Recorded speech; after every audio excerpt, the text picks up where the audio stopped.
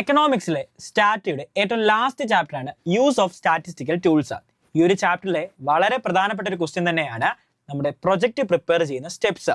അതിൽ ഏതെങ്കിലും 4 സ്റ്റെപ്സ് എഴുതാനായിട്ടോ അല്ലെങ്കിൽ 8 സ്റ്റെപ്സ് എഴുതാനായിട്ടോ എക്സാമിന് ചോദിക്കാം. 4 സ്റ്റെപ്പാണ് മോസ്റ്റ്ലി കണ്ടുവരുന്നത്. ഇങ്ങനെയാണ് ക്വസ്റ്റ്യൻ വരുന്നത്: mention any 4 steps for making A project. ഒരു പ്രൊജക്റ്റ് പ്രിപ്പയർ ചെയ്യാനായിട്ടുള്ള ഏതെങ്കിലും 4 സ്റ്റെപ്പുകൾ എഴുതാനായിട്ടാണ്. നമുക്ക് നോക്കാം. ആ 7 സ്റ്റെപ്സ് ആണുള്ളത്. ആ 7 സ്റ്റെപ്സ് നോക്കിയേക്കാം. Identify the problem or area of study. നമ്മൾ ഏത് പ്രോബ്ലം ആണ് അല്ലെങ്കിൽ ഏത് ഏരിയ ആണ് സ്റ്റഡി ചെയ്യുന്നതെന്ന് കണ്ടുപിടിക്കുക. ടോപ്പിക്ക് നമ്മൾ സെലക്ട് ചെയ്യുക. Choice of audience, target audience ആരാണെന്ന് കൃത്യമായിട്ട് സെലക്ട് ചെയ്യുക.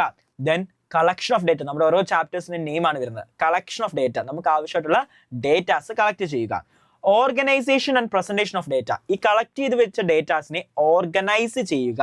അതുപോലെ തന്നെ നമ്മൾ വേരിയസ് പ്രസന്റേഷൻ മെത്തേഡ് ഉണ്ട്, അതിൽ ഏതെങ്കിലും മെത്തേഡിൽ അതിനെ പ്രസന്റ് ചെയ്യുക. Then analysis and interpretation. നമ്മൾ ഈ കളക്ട് ചെയ്ത് ഓർഗനൈസ് ചെയ്ത് പ്രസന്റ് ചെയ്തിരിക്കുന്ന ഈ ഒരു ഡേറ്റാസിനെ അനലൈസ് ചെയ്യുക, അതിനെ ഇന്റർപ്രറ്റ് ചെയ്യുക. ദെൻ കൺക്ലൂഷൻ അല്ലെ, നമ്മൾ കൺക്ലൂഷനിലേക്ക്, നമ്മുടെ പ്രൊജക്ട് നമ്മളൊരു ഉദ്ദേശത്തോടെ ഒരു എയിമോടെയാണ് സ്റ്റാർട്ട് ചെയ്ത് അതിന്റെ കൺക്ലൂഷനിലേക്ക് എത്തുക. Then bibliography. ഇത്രയുമാണ് ഒരു പ്രൊജക്ട് പ്രിപ്പയർ ചെയ്യുന്നതിന്റെ സ്റ്റെപ്സ്. ഒന്നുകൂടെ നോക്കാം. Identify the problem or area of study, choice of audience, collection of data, organisation and presentation of data, analysis and interpretation, conclusion, bibliography.